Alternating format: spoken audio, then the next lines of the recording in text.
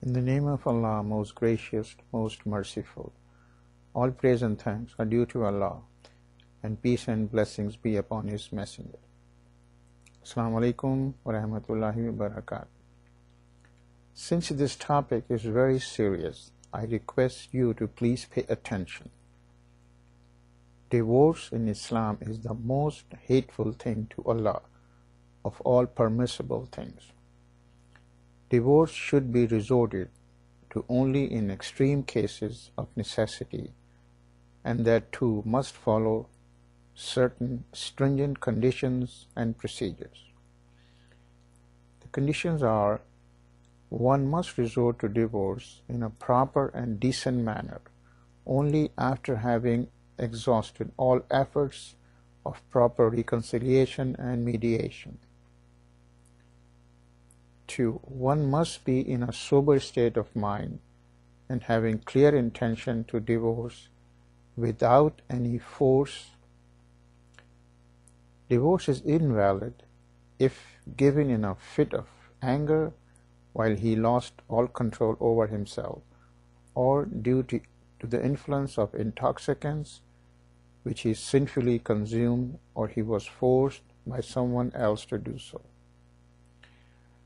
Now the procedure. Divorce can be initiated by the husband or by the wife.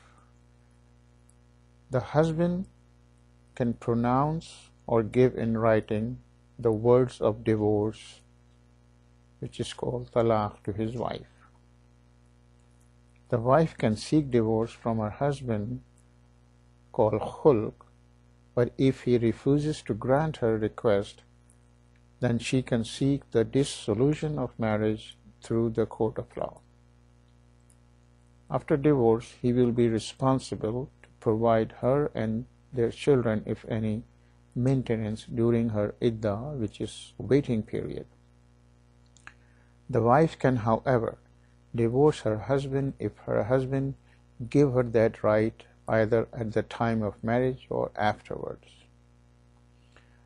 A husband who wants to divorce his wife should use the words of divorce with full awareness after much thinking and consideration. Using the words of divorce in haste or anger is not right. The proper procedure is to give divorce when a woman is not pregnant and is not going through her monthly menstrual cycle. Divorce can take place by saying one time, "I have divorced you," or "you are divorced." After this, the woman should spend the time of her iddah. During the period of iddah, the husband can cancel his divorce and can resume the matrimonial relation. But if it does not happen, then the divorce takes effect, and at the end of the iddah period, their marriage ends. There is no need to repeat the words of divorce more than once. Even one divorce is sufficient to terminate the relationship. The provision of the second and third divorce is given for a husband who divorces his wife one time and then cancels his divorce, but then after some time changes his mind and divorces her again, second time. Then he changes his mind and resumes the relationship, and then again after that he divorces her.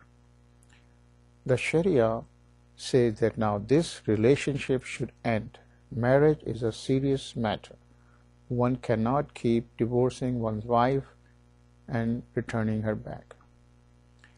After the third divorce, he cannot take her back. The third divorce is called the irrevocable divorce.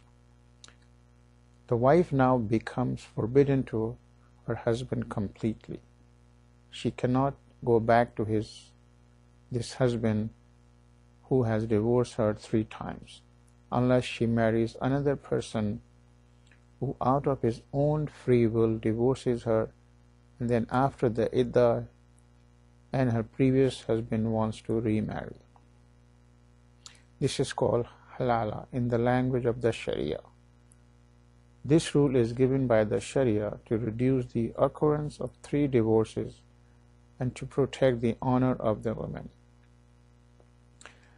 Lastly, I request my brothers and sisters to take this matter very seriously, and first, do not say the words that can make a divorce valid, and second, if necessary, do it in the proper way.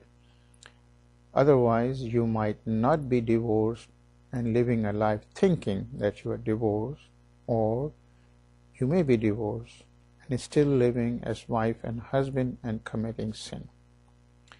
In any case, you should not make your own decision and must consult an imam or a mufti who is authorized to make the decision for you.